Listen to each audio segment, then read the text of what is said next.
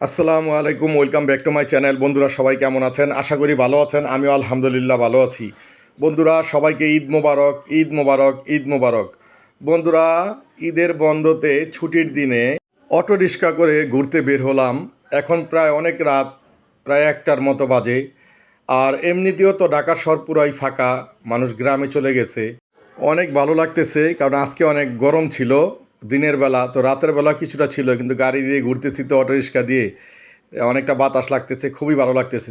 তো বাড়ির কাছে ঢাকা বিশ্ববিদ্যালয়, তো ঢাকা বিশ্ববিদ্যালয়ে ঘুরতে এলাম।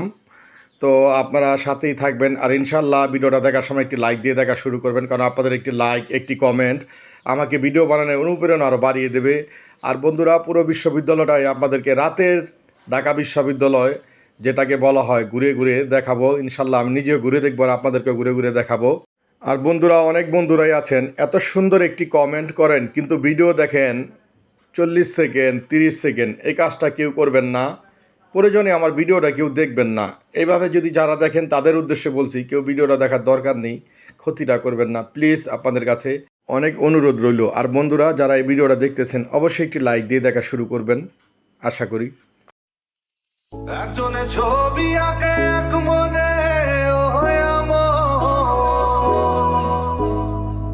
আরেকজনে বসে বসে রং মাখে।